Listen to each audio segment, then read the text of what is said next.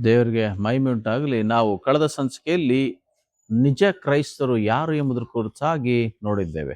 ಇಂದು ನಾವು ಹೇಗೆ ಮತ್ತು ಯಾಕೆ ಕ್ರೈಸ್ತರಾಗಿದ್ದೇವೆ ಎಂಬುದರ ಕುರಿತಾಗಿ ಧ್ಯಾನಿಸಲಿಕ್ಕಿದ್ದೇವೆ. ಅದಕ್ಕೆ ಆದುಕೊಂಡಂಥ ವಾಕ್ಯ ಭಾಗ ಎಫೆಸ ಪತ್ರಿಕೆ 1ನೇ ಅಧ್ಯಾಯ ವಚನ 3-14 ಇಲ್ಲಿ ಪೌಲನು ಸ್ಪಷ್ಟವಾಗಿ ತಿಳಿಸ್ತಾ ಇದ್ದಾರೆ, ನಾವು ಹೇಗೆ ಮತ್ತು ಯಾಕೆ ಕ್ರೈಸ್ತರಾಗಿದ್ದೇವೆ ಎಂಬುದಾಗಿ. ಕ್ರೈಸ್ತರು ಎಂಬುದಾಗಿ ಹೇಳುವಾಗ ಯೇಸುವಿನ ಹಿಂಬಾಲಕರು, ಯೇಸುವಿನ ದಾರಿಯಲ್ಲಿ ನಡೀತಕ್ಕಂಥವರು, ಯೇಸುವಿನ ಶಿಷ್ಯರಿಗೆ ಕ್ರೈಸ್ತರೆಂಬ ಹೆಸರು ಬಂತು ಎಂಬುದಾಗಿ ಅಪೊಸ್ತಲರ ಕೃತ್ಯ 11ನೇ ಅಧ್ಯಾಯ 26ನೇ ವಚನದಲ್ಲಿ ಅಲ್ಲಿ ಈ ರೀತಿಯಾಗಿ ನೋಡುತ್ತದೆ. ಅಂತಿಯೋಕ್ಯದಲ್ಲಿಯೇ ಶಿಷ್ಯರಿಗೆ ಕ್ರೈಸ್ತರೆಂಬ ಹೆಸರು ಮೊದಲು ಬಂತು ಎಂಬುದರ ಕುರಿತಾಗಿ. ಅಂದ್ರೆ ಇವತ್ತು ಶಿಷ್ಯರಿಗೆ ಕ್ರೈಸ್ತರೆಂಬುದಾಗಿ ಕರೀತಕ್ಕಂಥದ್ದು ಬೈಬಲ್ ಪ್ರಕಾರ. ಕ್ರೈಸ್ತರಂದ್ರೆ ಶಿಷ್ಯರು, ಶಿಷ್ಯರಂದ್ರೆ ಗುರುವನ್ನ ಹಿಂಬಾಲಿಸುವಂಥವ್ರು. ಹೀಗೆ ಇದ್ರ ಕುರಿತು ಇವತ್ತು ನಾವು ಧ್ಯಾನ ಮಾಡ್ಲಿಕ್ಕಿದ್ದೇವೆ. ಹೇಗೆ ನಾವು ಕ್ರೈಸ್ತರಾಗಿದ್ದೇವೆ ಮತ್ತು ಯಾಕೆ ಕ್ರೈಸ್ತರಾಗಿದ್ದೇವೆ, ಎರಡು ವಿಷಯ ಕುರಿತಾಗಿ ಇಲ್ಲಿ ಎಫೆಸ ಪತ್ರಿಕೆ 1ನೇ ಅಧ್ಯಾಯ ವಚನ 3-14 ನೋಡ್ತಾ ಇದ್ದೇವೆ. ಅಲ್ಲಿ ಮೊದಲನೇ ಭಾಗದಲ್ಲಿ ನಾವು ಹೇಗೆ ಕ್ರೈಸ್ತರಾಗಿದ್ದೇವೆ ಎಂಬುದ್ರ ಕುರಿತಾಗಿ ನೋಡುವಾಗ ಅಲ್ಲಿ ವಚನಗಳು ನಾವು ಓದ್ತಾ ಹೋಗುವ ಹಾಗೆ ನಮ್ಗೆ ಅಲ್ಲಿ ಸಿಗ್ತಕ್ಕಂಥ ಅನೇಕ ಸಂಗತಿಗಳು ಸಿಗ್ತದೆ. ನಾವು ಹೇಗೆ ಕ್ರೈಸ್ತರಾಗಿದ್ದೇವೆ ಎಂಬುದರ ಕುರಿತಾಗಿ ಅದನ್ನು ಒಂದೊಂದಾಗಿ ನಾನು ಪಾಯಿಂಟ್ ಬೈ ಪಾಯಿಂಟ್ ಹೇಳ್ಕೊಂಡು ಹೋಗ್ಲಿಕ್ಕಿದ್ದೇನೆ. ಮೊದಲನೇ ನಾವು ಹೇಗೆ ಕ್ರೈಸ್ತರಾಗಿದ್ದೇವೆ ಎಂಬುದನ್ನು ನೋಡುವಾಗ ನಾವು ಕ್ರಿಸ್ತನಿಂದಲೇ ಕ್ರೈಸ್ತರಾಗಿದ್ದೇವೆ.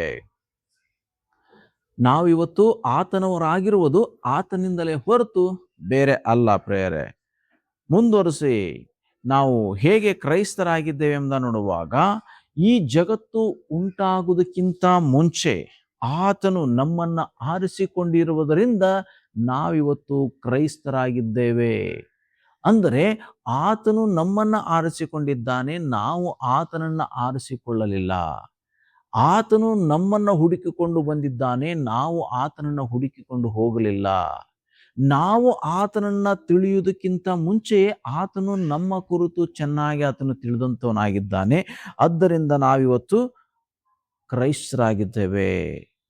ಮುಂದುವರಿಸಿ ಇಲ್ಲಿ ವಾಕ್ಯಗಳಲ್ಲಿ ನಾವು ನೋಡ್ತಾ ಇದ್ದೇವೆ, ನಾವು ಹೇಗೆ ಕ್ರೈಸ್ತರಾಗಿದ್ದೇವೆ ಎಂಬುದರ ಕುರಿತಾಗಿ. ನಾವು ಆತನ ಕೃಪೆಯಿಂದ ಕ್ರೈಸ್ತರಾಗಿದ್ದೇವೆ.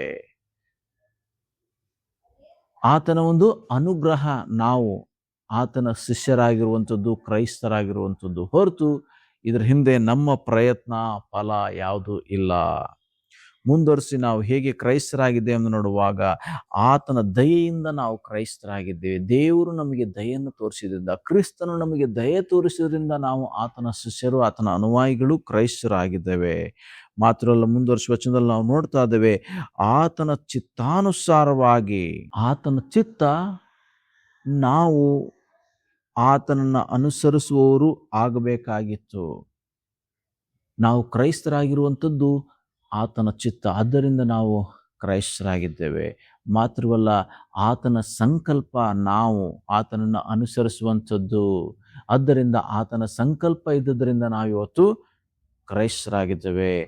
ಆತನ ಪ್ರೀತಿಯ ನಿಮಿತ್ತ ನಾವಿವತ್ತು ಏನಾಗಿದ್ದೇವಪ್ಪ ಅಂದರೆ ಕ್ರೈಸ್ತರಾಗಿದ್ದೇವೆ. ಆತ ನಮ್ಮನ್ನು ಪ್ರೀತಿಸಿ ನಮಗೋಸ್ಕರ ಸಿಲುಬೆಯಲ್ಲಿ ಪ್ರಾಣ ಕೊಡೋದ್ರ ಮೂಲಕವಾಗಿ ಆತನೇನು ಮಾಡಿದ್ದಾನೆ ಅಂತಂದರೆ ತನ್ನವರಾಗಿ ನಮ್ಮನ್ನ ಮಾಡಿಕೊಂಡಿದ್ದಾನೆ. ಆ ಕಲ್ವಾರಿಯ ಪ್ರೀತಿಯಿಂದ ನಾವಿವತ್ತು ಕ್ರಿಸ್ತನವರಾಗಿದ್ದೇವೆ. ಒಂದು ವೇಳೆ ಆತ ನಮಗಾಗಿ ಪ್ರಾಣ ಕೊಡದೆ ಹೋಗಿದ್ರೆ ನಾವು ಯಾರು ಸಹ ಆತನ ಹಿಂಬಾಲಿಸ್ತಾ ಇರಲಿಲ್ಲ, ನಾವು ಕ್ರೈಸ್ತರಾಗ್ತಾ ಇರಲಿಲ್ಲ. ಆತ ನಮ್ಮನ್ನು ಪ್ರೀತಿಸಿ ನಮಗೋಸ್ಕರ ಪ್ರಾಣ ಕೊಟ್ಟಿದ್ದರಿಂದ ನಾವೇನಾಗಿದ್ದೇವೆ ಅಂದರೆ ಕ್ರೈಸ್ತರಾಗಿದ್ದೇವೆ. ಮುಂದುವರಿಸಿ ನಾವು ದೇವರ ವಾಕ್ಯದಲ್ಲಿ ನಾವು ನೋಡ್ತಾ ಇದ್ದೇವೆ, ಆತನು ತನ್ನನ್ನು ಅರಿತುಕೊಳ್ಳುವಂಥ ಜ್ಞಾನವನ್ನು ನಮಗೆ ನೀಡಿದ್ರಿಂದ, ನಾವು ಆತನ ರಕ್ಷಕನೆಂಬುದಾಗಿ ಅರಿತುಕೊಳ್ಳುವಂತೆ ಮನೋನೇತ್ರಗಳನ್ನು ತೆರೆದದ್ರಿಂದ ನಾವಿವತ್ತು ಕ್ರೈಸ್ತರಾಗಿದ್ದೇವೆ. ಮಾತ್ರವಲ್ಲ, ಮುಂದುವರಿಸಲು ಸ್ಪಷ್ಟವಾಗಿ ತಿಳಿಸ್ತಾ ಇದೆ, ಆತನು ನಿಷ್ಕರ್ಷೆ ಮಾಡಿದ್ದರಿಂದ, ಅಂದರೆ ಆತನು ತೀರ್ಮಾನಿಸಿದ್ರಿಂದ ನಾವು ಕ್ರೈಸ್ತರಾಗಿದ್ದೇವೆ. ಇಂಥವರೇ ನನ್ನನ್ನು ಹಿಂಬಾಲಕರಾಗಬೇಕೆಂಬುದಾಗಿ ಆತನು ನಿಷ್ಕರ್ಷೆ ಮಾಡಿದ್ರಿಂದ, ಆತನು ತೀರ್ಮಾನಿಸಿದ್ರಿಂದ ಇವತ್ತು ನಾವೇನಾಗಿದ್ದೇವೆ ಅಂದರೆ ಕ್ರೈಸ್ತರಾಗಿದ್ದೇವೆ. ಹಾಗಾದರೆ ನಾವು ಯಾಕೆ ಕ್ರೈಸ್ತರಾಗಿದ್ದೇವೆ ಎಂಬುದಾಗಿ ಎರಡನೇ ಭಾಗದಲ್ಲಿ ನೋಡುವಾಗ, ನಾವು ಆತನ ಪ್ರೀತಿಯಲ್ಲಿ ನಡೆಯುವುದಕ್ಕಾಗಿ ಕ್ರೈಸ್ತರಾಗಿದ್ದೇವೆ. ಆತನ ಪ್ರೀತಿಯಲ್ಲಿ ನಡೆಯುವುದೆಂದರೆ ಆತನು ಪ್ರೀತಿಸಿದಂತೆ ನಾವು ಇತರರನ್ನ ಪ್ರೀತಿಸಲು. ಆತನು ಹೇಗೆ ಈ ಭೂಲೋಕದಲ್ಲಿ ಬಂದಾಗ ಪ್ರೀತಿಯಲ್ಲಿ ನಡೆದನೋ, ನಾನು ನೀವುಗಳ ಆ ಪ್ರೀತಿಯಲ್ಲಿ ನಡೆಯುವುದಕ್ಕಾಗಿ, ಆತನ ಪ್ರತಿನಿಧಿಗಳಾಗಿರುವುದಕ್ಕಾಗಿ ನಾವು ಕ್ರೈಸ್ತರಾಗಿದ್ದೇವೆ. ಮಾತ್ರವಲ್ಲ, ಎರಡನೇದಾಗಿ ನಾವು ಯಾಕೆ ಕ್ರೈಸ್ತರಾಗಿದ್ದೇವೆ ಎಂದು ನೋಡುವಾಗ, ಆತನ ಸನ್ನಿಧಿಯಲ್ಲಿ ಪರಿಶುದ್ಧರಾಗಿರುವುದಕ್ಕೋಸ್ಕರವಾಗಿ ನಾವು ಕ್ರೈಸ್ತರಾಗಿದ್ದೇವೆ. ಮೂರನೇದಾಗಿ, ಯಾವ ದೋಷವೂ ಇಲ್ಲದವರಾಗಿರುವುದಕ್ಕಾಗಿ ನಾವು ಇವತ್ತು ಕ್ರೈಸ್ತರಾಗಿದ್ದೇವೆ. ಆತನ ಕೃಪೆಯನ್ನ ಪ್ರಖ್ಯಾತಿಪಡಿಸೋದಕ್ಕೋಸ್ಕರವಾಗಿ ನಾವು ಕ್ರೈಸ್ತರಾಗಿದ್ದೇವೆ. ಭೂಪರ ಸಮಸ್ತಗಳಲ್ಲಿ ಸಮಸ್ತವನ್ನ ಒಂದು ಮಾಡೋದಕ್ಕಾಗಿ ನಾವೇನ್ ಮಾಡಿದ್ದೇವೆ ಅಂತಂದ್ರೆ ಕ್ರೈಸ್ತರಾಗಿದ್ದೇವೆ ಎಂಬುದಾಗಿಲಿ ವಾಕ್ಯ ಭಾಗದಲ್ಲಿ ನಾವು ನೋಡ್ತಾ ಇದ್ದೇವೆ ಪ್ರೇರೆ. ಮಾತ್ರವಲ್ಲ, ನಾವು ಆತನನ್ನ ಮಹಿಮೆ ಪಡಿಸೋದಕ್ಕೂ, ಆತನನ್ನ ಪ್ರಖ್ಯಾತಿ ಪಡಿಸೋದಕ್ಕೂ ನಾವು ಕ್ರೈಸ್ತರಾಗಿದ್ದೇವೆ. ಮಾತ್ರವಲ್ಲ, ನಾವು ಪರಿಶುದ್ಧಾತ್ಮನ ಮುದ್ರೆಯನ್ನು ಹೊಂದುವುದಕ್ಕಾಗಿ ಕ್ರೈಸ್ತರಾಗಿದ್ದೇವೆ. ಹೀಗೆ ಯಾಕೆ ಮತ್ತು ಹೇಗೆ ಎಂಬುದರ ಕುರಿತಾಗಿ ಇಲ್ಲಿ ಎಫೆಸ ಪತ್ರಿಕೆಯ 1ನೇ ಅಧ್ಯಾಯ ವಚನ 3-14 ಇಷ್ಟೊಂದು ಸಂಗತಿಗಳನ್ನು ನಾವು ನೋಡ್ತಾ ಇದ್ದೇವೆ, ಯಾಕೆ ಮತ್ತು ಹೇಗೆ ನಾವು ಕ್ರೈಸ್ತರಾಗಿದ್ದೇವೆ ಎಂಬುದಾಗಿ. ಅದರಿಂದ ನಾವಿವತ್ತು ಏನಾಗಿದ್ದೇವೋ ಅದು ಕರ್ತನ ಕೃಪೆ, ಕರ್ತನ ಕರುಣೆ, ಕರ್ತನ ಸಂಕಲ್ಪ. ಅದರಿಂದ ಕರ್ತನ ಸಂಕಲ್ಪದ ಮೇರೆಗೆ ಕರೆಯಲ್ಪಟ್ಟಂತ ನಾವು ಆತನ ಪ್ರೀತಿಯಲ್ಲಿ ನಡೆದು ಪರಿಶುದ್ಧರು, ದೋಷವಿಲ್ಲದವರು ಆಗಿ ಈ ಲೋಕದಲ್ಲಿ ಆತನ ಪ್ರತಿನಿಧಿಗಳಾಗಿರುವುದಕ್ಕಾಗಿ ದೇವರು ನಮ್ಮನ್ನೇನ್ ಮಾಡಿದಾನಂತಂದ್ರೆ ಆತನ ಅನುಯಾಯಿಗಳಾಗಿ, ಕ್ರೈಸ್ತರಾಗಿ ನಮ್ಮನ್ನ ಮಾಡಿದ್ದಾನೆ. ಅದರಿಂದ ನಾವು ಆತನ ಪ್ರೀತಿಯಲ್ಲಿ ನಡೆಯೋಣ.